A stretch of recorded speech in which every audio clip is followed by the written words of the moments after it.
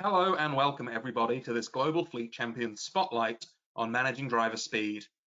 If you are new to our webinars, Global Fleet Champions is a partnership campaign administered by Brake, the road safety charity, to prevent deaths, injuries and pollution caused by vehicles driven for work.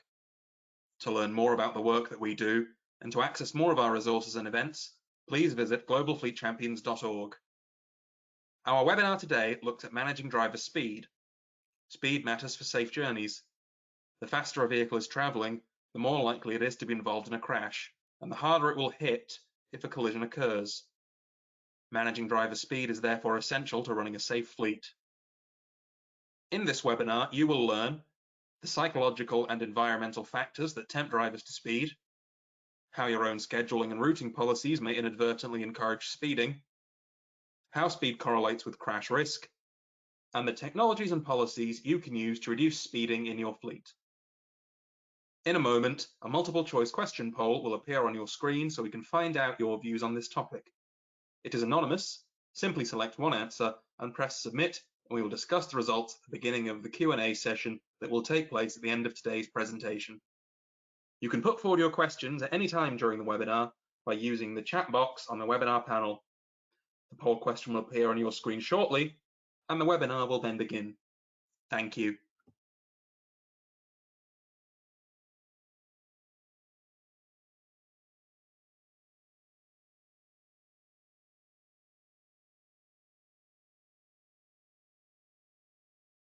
Okay, hi everyone. So my name's Shaun Helman. I work at TRL and I'm going to talk today about speed and its role as an essential part of the safe system approach to road safety.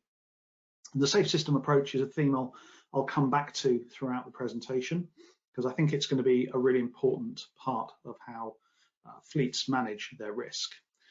I want to start by painting some context, and really speed is one of those slightly divisive topics, I think, within road safety. Everybody has their own opinion about how important speed is in the overall mix in road safety terms. And I'm going to start with a simple anecdote, and this is my favorite ever conversation with a taxi driver. This is a stock image. This is not the exact taxi driver, but the important thing to note about this quote, and this is what a taxi driver said to me about 10 years ago when taking me to the train station. He found out that I worked in road safety. We got talking, and he stated something along these lines: if I'm doing 70 in a 50 limit and someone pulls out in front of me, that's their fault, not mine. Now, the safe system approach does not treat things in these terms. And this way of thinking about it is, I think, useful to keep at the back of your mind throughout the talk. I'll come back to that. What I'm going to try and do today is really just share some of my thoughts and feelings on the importance of speed in road safety from my perspective as a road safety researcher. I'll talk about the evidence base linking speed to injury severity, to collision likelihood, deal with some common counter arguments that people often present when thinking about speed, deal with people's motivations for speeding, and then finally we'll move it to the context of work-related driving and start thinking about what you can do about it as people who are responsible for managing risk. You'll notice there's an asterisk there by the last bullet point, and one of the reasons for that, I'll be honest and straight up, is I'm going to disappoint you. I'm not going to have all of the answers for you. But throughout, I think what you'll see is I'm trying to keep us focused on having a holistic systems way of thinking about this and not just assuming that it's something we can solve with one or two off-the-shelf interventions. Unfortunately, that's not the case. I've mentioned that, well, our friend the taxi driver had a particular way of thinking about this. I actually think that everybody understands the importance of speed at the individual level. Even that taxi driver, I think, would answer no to this question here. So next time you're in a conversation with someone and you're talking about speed, ask them this question: is it safe to drive through a residential area at 90 miles an hour? Now, I'm pretty sure most people would answer no to that. And the important point about this, I think, is that people get the extremes. They get the extreme examples, that this is an extreme example of really, really fast speed, really excessive in a particular context is clearly not desirable from a safety perspective. The problem, I think, comes when we start to change the parameters. So for example, if we change residential street to, I don't know, motorway, if we change 90 miles an hour to 35 miles an hour, we start to see differences in the way people answer this kind of question. And you get some really interesting discussions around those differences.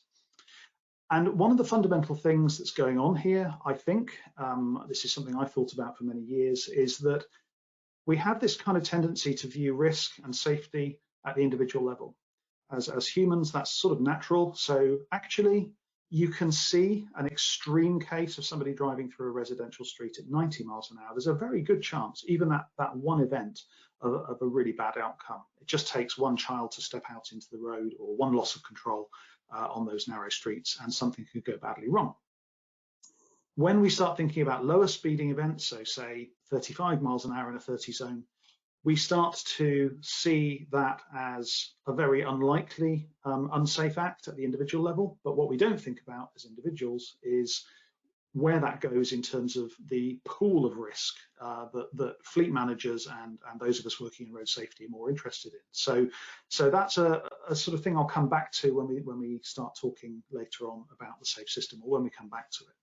And actually, we can just talk about it briefly now, just to set things up.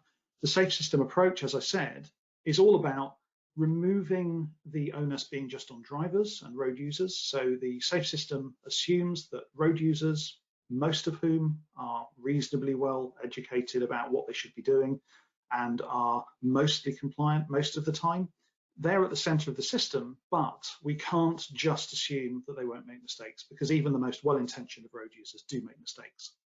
And what the safe system approach says is we need to build the system such that when people do make mistakes, they are not killed and seriously injured due to their physical frailty. So the physical vulnerabilities of the human body in the crash forces that we see in collisions are such that we need to drive safer vehicles at safer speeds on safer roads and with safer, better post-crash response and medical care. And the other thing to note here is that there's lots of stakeholders involved in making this system safe. It's not just about the drivers and the users at the front, at the center of the system. So again, I'll come back to that. And the key thing here, and the reason it's circled on this slide, is that speed is a critical part of this.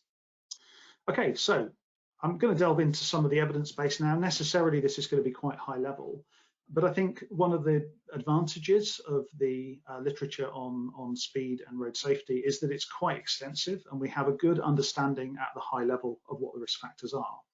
Now, that isn't to say that there aren't plenty of nuances that I could talk about within the evidence base if we wanted to go into lots of detail.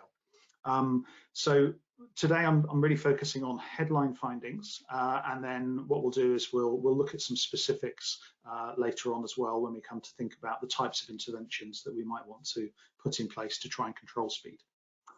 So first of all, injury severity. What is the link between speed and injury severity? Well, what we can do here is look at data from a variety of sources, but a good source is injury accident investigations. So what we're seeing on this slide is the sort of curve between speed, or the curve linking speed of impact in a vehicle hitting a pedestrian and the injury outcome for that pedestrian. And these are collisions in which we know somebody's been injured. And the question is, what's the chance of that injury being a fatality to that pedestrian given the impact speed? So the data or the analysis we're looking at here is over 10 years old now. My boss, Richard Curden, who works at TRL, has been working in vehicle safety and road safety for his entire career, and he assures me that these curves are pretty much the same now, even though we have slightly different vehicles on the road. This is essentially still the relationship we see between impact speed in pedestrian and car collisions. So as you can see, there's quite a steep rise between even quite modest speeds. You know, as soon as you get above the late 20s, you're seeing quite steep increases in the chances of a collision turning into a fatality for that pedestrian who struck. The same story we can see for car drivers. So these are car drivers involved in frontal collisions. These are people wearing their seatbelts.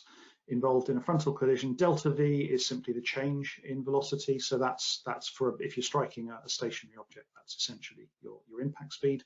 And again, the key thing to note here is quite steep increases in fatality risk as we go up in speed.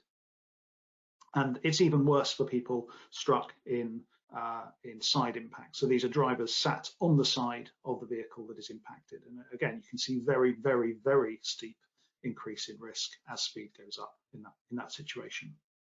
Okay, so I think that's probably the least controversial part of the evidence base. People understand it. Physics, people pretty much get the physics of this. Things moving faster have more energy, and therefore there's more risk. Slightly more controversial, I think, is the evidence base on collision likelihood. I say slightly more controversial. I think it's fairly convincing, well, really convincing, in fact.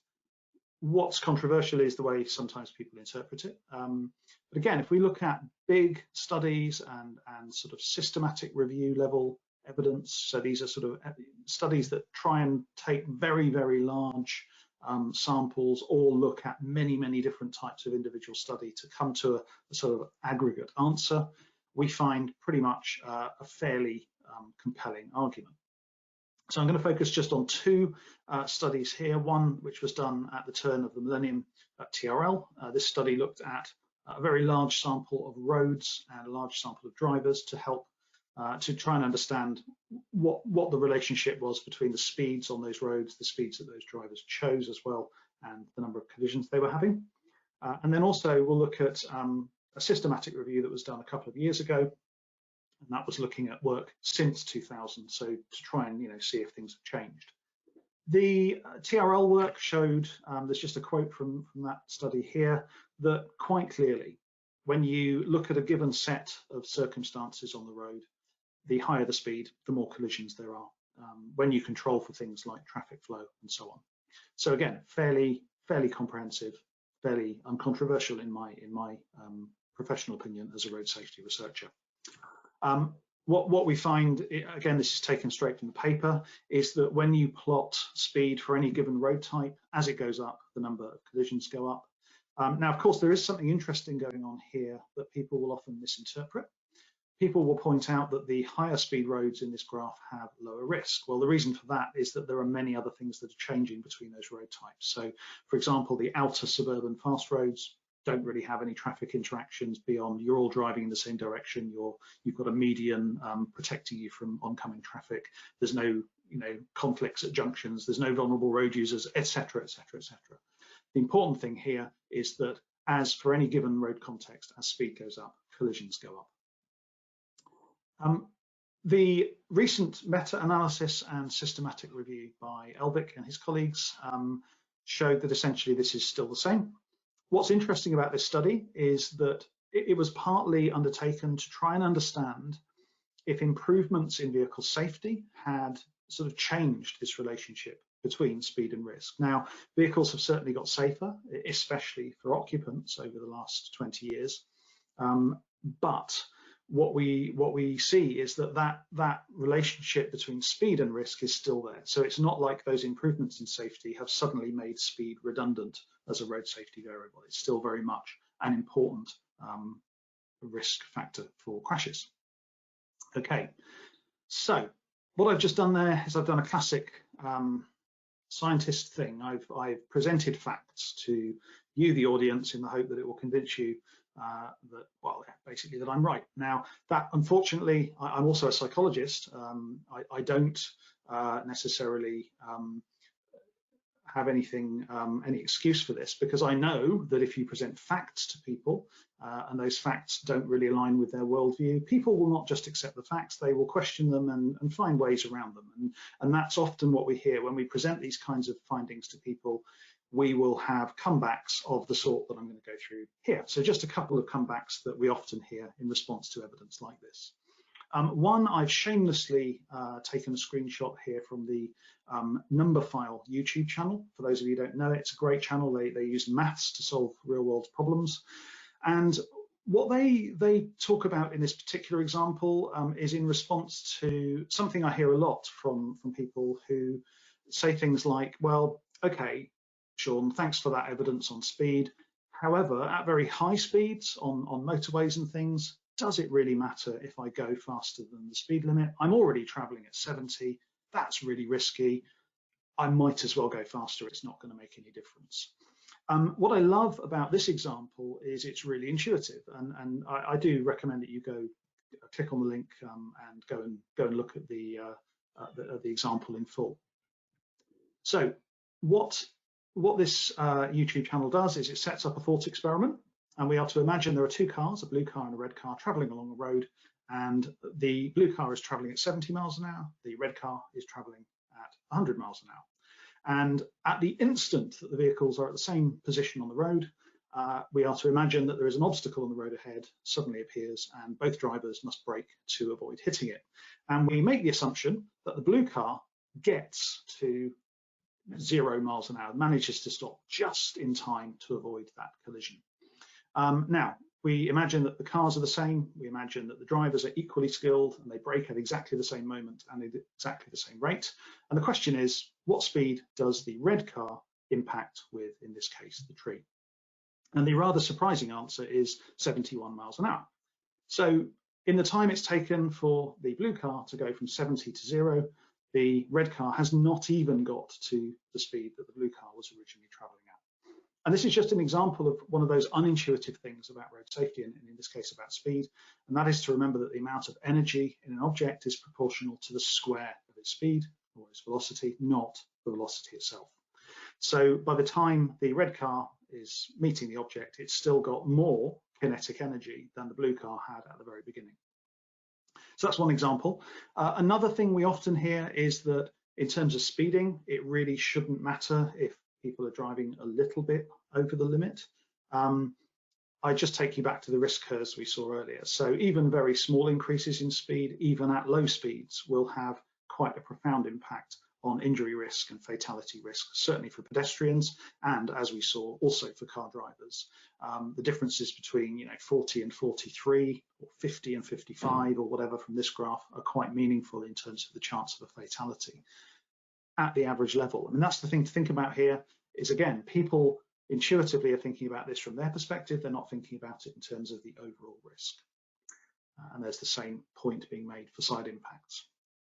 Okay, so hopefully that's some evidence and a little bit of discussion around why that evidence really should be believed. As I said at the beginning, there are nuances here, and there's plenty of details we could go into in individual cases, but on average, this is a fundamental part of the safe system that needs to be managed for road safety outcomes.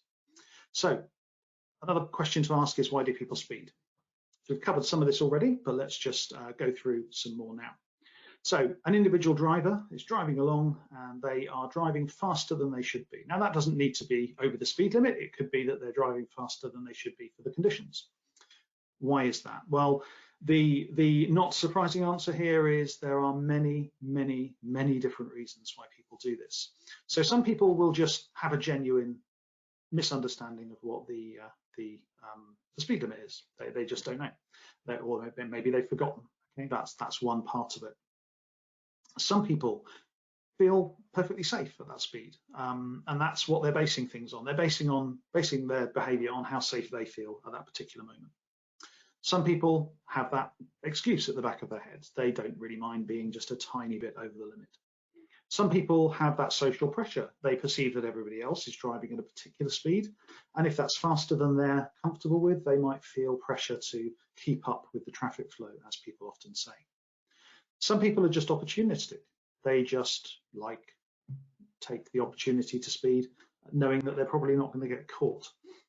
We saw during the COVID-19 first lockdown a real increase in the number of people driving over the speed limit, especially extreme speeding, but also just generally people driving faster. And we think one of the reasons that happened is that there was much more opportunity because the roads were much quieter.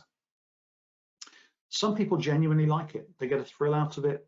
They're risk takers. They just do that. I would suspect that's the minority, but that's another reason for some groups.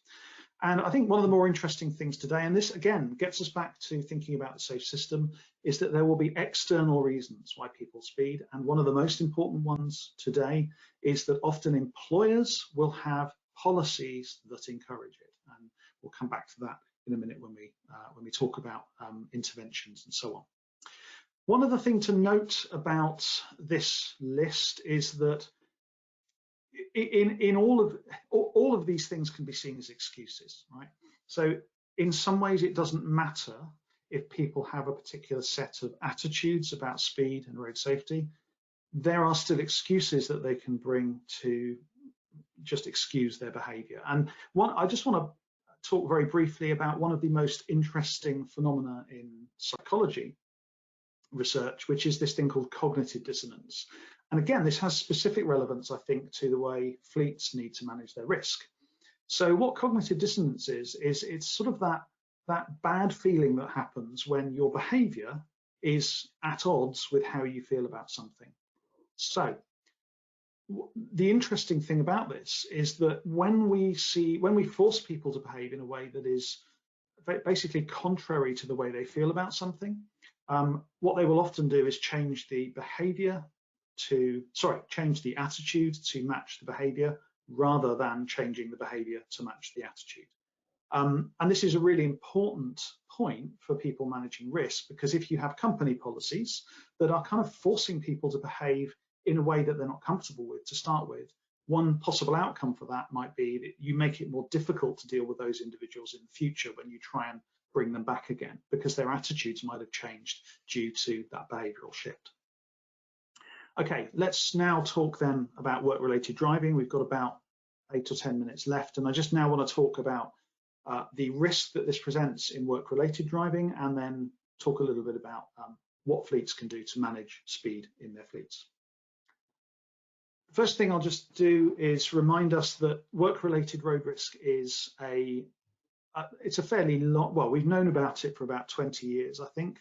In the late 90s, early 2000s, TRL and others were doing work to understand, how many crashes involve people driving for work. Is there a particular risk factor there?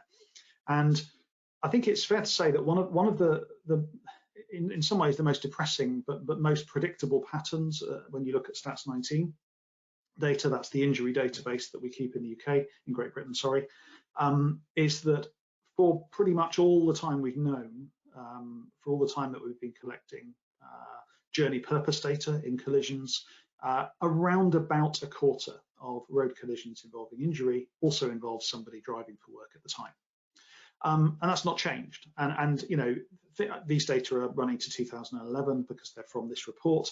I could pull up data from the last 2 or 3 years available, and it would be the same pattern.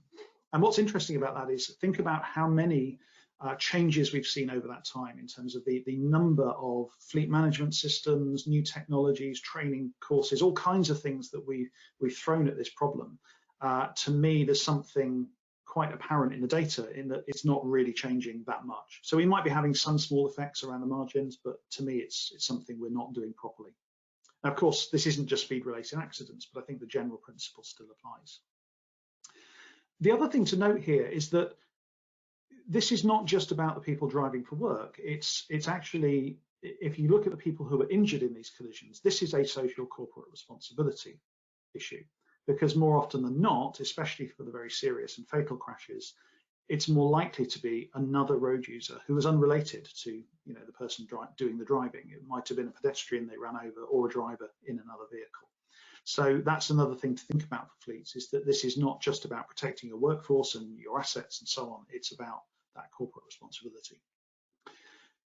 We did, as I said, work back at the beginning of the 21st century. We've known for that long. We summarized it in a review in 2011, that there are 3 broad risk factors, we think, for work-related driving. Now, again, there'll be nuances here, but broadly, work-related driving is more likely to be subject to time pressure, which of course means speed. It's more likely to be subject to distracted driving, so people need to be reachable on their phone, for example, while driving, and it's more likely to involve driving while tired. These are the key risk factors that you need to focus on, and speed is clearly one of them in there.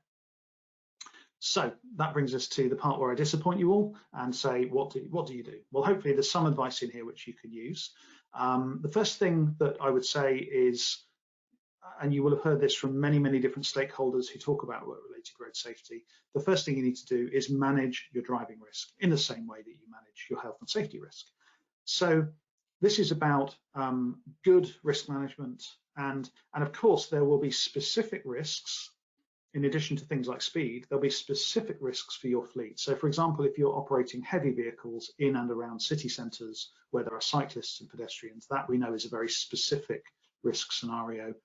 Very large vehicles turning left across cyclists, for example, is a really high risk situation. So there's all kinds of specific things that you probably need to do around that.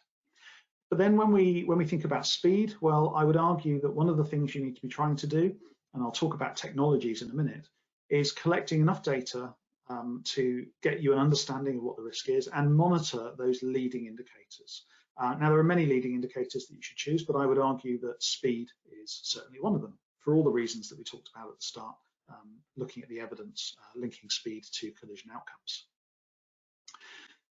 After that, it's a fairly fundamental list, really. I would actually argue the first thing any business should be doing, if they don't have driving as part of the main role of their employees. So for example, people who are just driving to meetings, things like that. If you're in that situation, reduce exposure, reduce the number of journeys that people are making, get them to take other modes, get them to take, public transport if possible, or as we've all found in the pandemic, try not to travel at all and work at home if you can. So reducing risk through reduced exposure is always one good place to start. Secondly, then reduce driving under time pressure. So don't have policies that encourage people to get to places under time pressure. Don't have policies that reward a particular production level or number of meetings met or number of sales calls done or whatever it is, whatever the metric is. Try to understand what the impact of the policy would be on the driver and their motivation to, in this case, speed. And the same is true for distraction and driving while tired. So distraction, the simplest thing you can do is to have a policy that states, as TRL does, that nobody will use any kind of mobile device while driving, not even hands-free, because we know that risk is just as high as using a handheld phone, for example, for a call. Reduce driving while tired, that's mostly about time of day, but it's also about making sure people are properly rested, are taking sufficient breaks and so on. And then within all of this, and I've put this in brackets because this is not really a recommendation from this particular study, but it's in fitting with what I've been saying throughout this talk, and that is encourage a culture in which speeding is viewed as unacceptable, despite people having a particular opinion about it from their individual perspective. Try and get people to think about it in terms of the evidence base and the overall risk for the driving population of interest. Now, a good place to start is the Health and Safety Executives guidance leaflet, IMGG 382. There's a link here to it. This is the guidance leaflet that HSE give to businesses free of charge to help them understand the things they can do to manage their risk. And as luck would have it, TRL recently helped HSE update this leaflet. So there is an update on the way. And one of the things we were asked to do was look at monitoring technologies to understand what businesses should be doing with respect to those. And are there any approaches out there that are firmly evidence-based enough that we can say, okay, yeah, this is probably worth doing. Because actually one of the main issues with a lot of the things on the previous slide, or the previous but one slide I was talking about, is that there aren't many off-the-shelf solutions that I can point at. In fact, there are none really that I can point at and say, yeah, use that. It will definitely increase your safety in your fleet. In terms of technologies, though, I think we've got some pointers. So the first thing is that driver monitoring systems in general can be useful, but there are two really important principles that you should follow if you're going to use one. One is that you should have systems that have outputs relevant to your business and to the risks that you're worried about. Now, I would argue that some speed metric of some kind is always going to be useful for the reasons I've outlined. Speed is a fundamental indicator for road safety.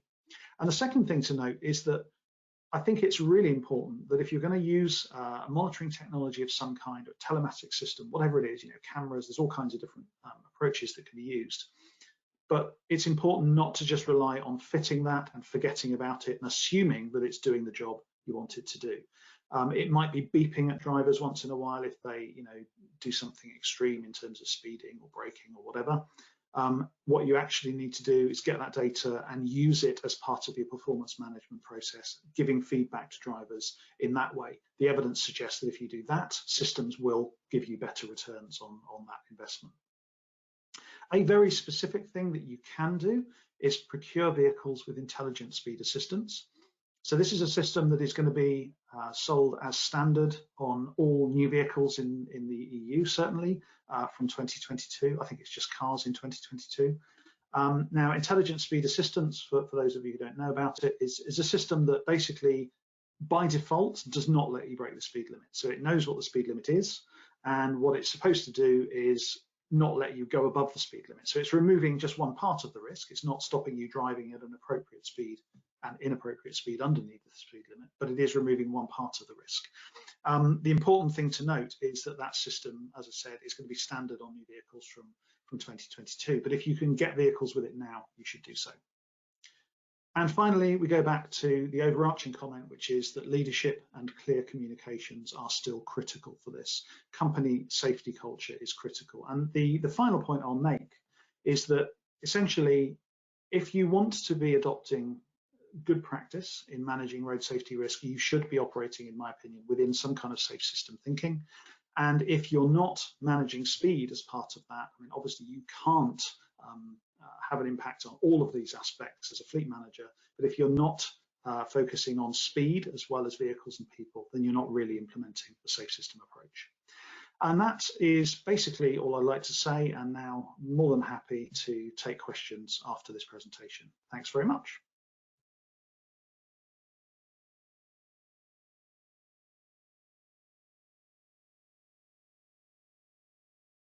That concludes the presentation section of today's Spotlight webinar. A big thank you to today's speaker, Dr. Shaun Helman. I'm pleased to say that Shaun has joined us now to answer some of your questions. Just a quick reminder that you can still submit questions through the chat panel on the right-hand side of your screen.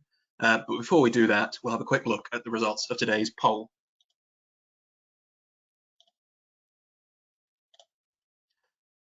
As you can see, we asked you, does your fleet currently use telematics to track driver speed? 70% of attendees told us yes, you do. 19% told us no, and 10% told us they're not sure. Shaun, what do you make of these figures? Are they roughly in line with what you might expect, or is there more fleets could be doing in this area? Yeah, hi. I'm not surprised that there are the majority of fleets out there are measuring speed in some way. One thing I'd be interested to know is what does the word track mean here? In line with one of the things I was saying near the end of the presentation, if you're just aware of what speed your drivers are doing, that's one thing. If you're using that data to manage people directly, that's quite another. So I don't know if there was another question more specific. Yeah, that's probably what I think. Do you have any estimates of roughly what proportions of those who said yes might be monitoring speed and making recommendations and things like that? No, okay, we can move on. All right, we'll move on now to the questions that people have submitted. First things first, we've had someone ask whether the slides from today will be made available. As usual, the slides themselves won't be distributed, but there will be a full recording of today's webinar published on our YouTube page from Brake Charity and on the Global Fleet Champions page as well. We have one question here that we'd like to ask. Why do you think speeding has not become as socially unacceptable as drunk driving or not wearing seatbelts, perhaps? Oh, that's an interesting one. Okay, well, I mean, the first thing to say is we believe that it took a very long time for those two things to become as socially unacceptable as they currently appear to be. And by the way, that's, you know, it's not an absolute given that any one individual person will feel that drink driving even is unacceptable. There are some people who hold the contrary view, but I think in general, most people are comfortable with the idea that those are not really acceptable behaviors. I think so. That's the first thing, that the sort of timing element. I suspect the other part of that is that with drink driving, and certainly with seatbelt wearing, and even to an extent with drink driving, they're quite binary. You're either wearing your seatbelt or you're not, and you know, you don't have to have an awful lot to drink before you feel the effects of that quite directly and quite obviously. With speeding, again, as I said in the presentation, there is this perception that it's a sort of a gradation of seriousness, and to which to some extent that's true. But my point is that that perception that, oh, you know, it's only a little bit over the limit is actually a false one when you consider the risk at the global level. So I suspect it's something like a combination of those two things, the length of time it takes to get that sort of change of culture and that sort of directness of experience that isn't quite there with speed as it is with the other two. That's very interesting. Thank you very much. I think we have a comment here on our poll question today, an experience from one fleet saying the problem that they have with acting more on telematics data is mapping systems of telematics related to speed is so often incorrect, which while this problem is not insurmountable, it does bring issues of credibility when debriefing drivers. Is this something you found in your experience? And if so, do you have any thoughts on how fleets might tackle this issue? Yeah, well, so when we talk to fleets, we often hear things like that. You know, the systems as a whole can be marketed as being panaceas, but actually when you look at the detail of how you use the data on a day-to-day basis, things like that kind of barrier to using the data in a particular way, that can creep in. So, I mean, one piece of advice I would have is if you can't use speed data to just detect, say, examples of people actually breaking the speed limit, what you can still do, assuming the data are reliable, is you can use the data to track sort of, even if it's very high level average speeds over time. So for example, if you've got a driver that's driving a particular route, you would expect a set of, you know, you'd expect some variability in the speed. But if you notice very large changes in speed on a given journey for a given driver, that might be a signal that that driver has changed something about the way they're driving. So even if you don't know if they're breaking the limit or not, you can still have a conversation around, oh, you know, well, we've just noticed that this behavior has changed. You know, what is behind that? And you don't know. I mean, it might be that that driver has added time pressure because of something at home. There might be other things going on. So I think that's my point, is try to use the data in whatever way you can, but engage drivers in the conversation. On a related note then, what do you think is the most effective way to feed back to drivers? Use of disciplinary measures or training and coaching? Crikey, I mean, that's probably a whole, well, there's probably several PhD theses in there, in that question.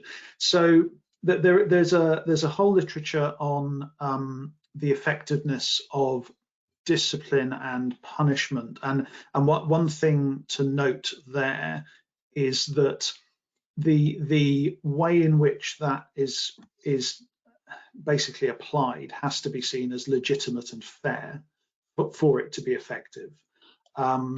So that's the first thing I'd say. And the second thing I'd say about any kind of punishment is that you can't just rely on it being a deterrent per se. You have to have people understanding that not only is the deterrent a bad thing, it's also likely that they're going to get caught, and it's likely that the punishment is going to come quickly. So that's the sort of thing I would say about punishment. In training and coaching, I mean, crikey, it depends what you mean, doesn't it? I mean, look, there's again a whole behaviour change literature out there, which I think we're starting to use a bit more in road safety. What are you going to train people to do in order to not speed? It's probably not a training issue. It's probably more about helping people to understand what the desirable behavior is, motivating them through your systems to achieve that, and then providing them with, you know, tools and techniques that they can use to ensure that they reach that outcome.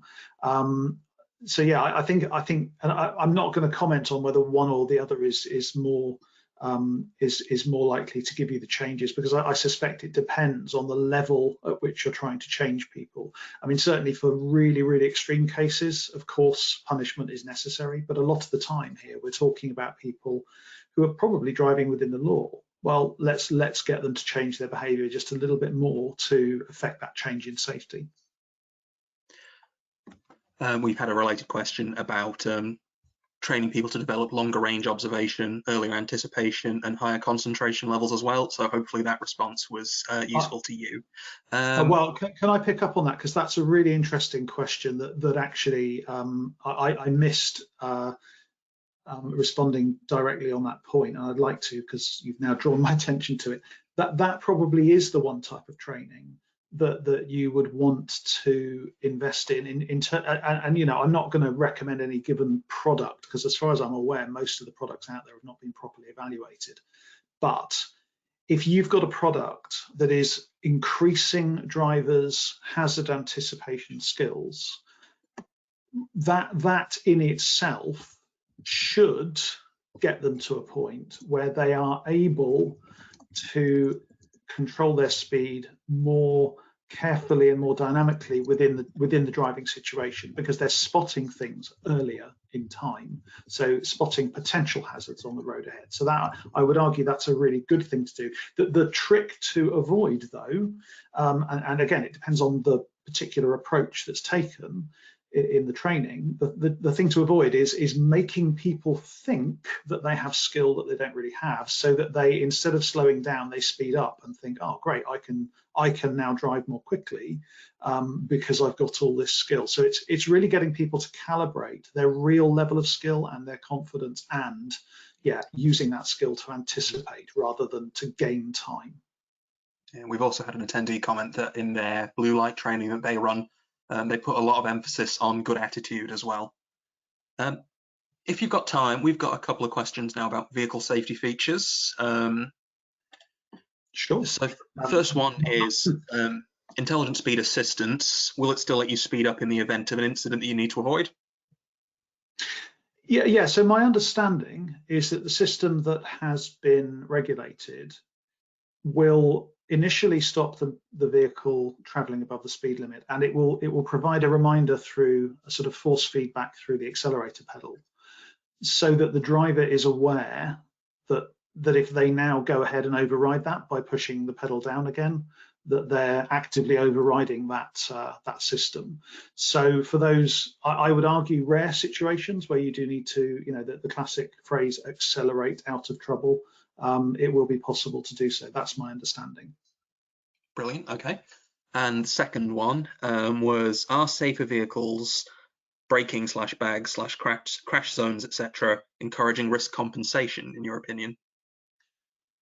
Okay, so again, quite a contentious issue, big literature on this. I'm not an expert. My reading of the literature is that some safety technologies, if they give people a lot of feedback around the safety benefit, can encourage some compensatory behavior. But I think in general, my understanding is that the literature tends to show that compensatory behavior does not claw back all of the safety benefits.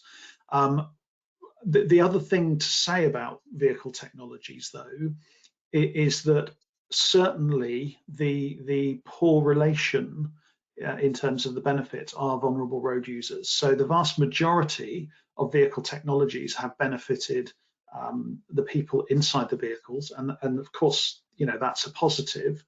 Much more needs to be done to have technologies on vehicles that will protect vulnerable road users, both in terms of their likelihood of being struck and the injury outcomes. Now, intelligent speed assistance is one great example of something that should help and benefit vulnerable road users, because vehicle speed, traffic speed in general, is a serious risk for vulnerable road users, more than it is for people inside vehicles. And of course, it's also, even if you're not in a collision, if you're a vulnerable road user, frankly, it's just unpleasant to have fast traffic around you. So that's another way in which ISA might help. So yeah, that's what I'd say about that. Excellent. Well, thank you very much. I'm afraid that's all the time we've got today for questions. We have already overrun, unfortunately, but it's much appreciated you all sharing your engagement with this, and hopefully you found some of Shaun's responses informative and engaging. Just a quick reminder for everybody again that yes, the recording of this webinar will be made available on our YouTube page and our Global Fleet Champions webpage over the next couple of days, so you'll be able to access it there to share with other people. Okay, now that concludes the end of today's webinar session. Once again, a huge thank you to Shaun for his time in helping us with this Spotlight webinar, and thank you all again for listening. If you would like to continue any of the conversations that we have started in today's webinar, you can do so on our Global Fleet Champions LinkedIn page, and you can view our upcoming program of events at globalfleetchampions.org. Thank you again. We hope you can join us again very soon.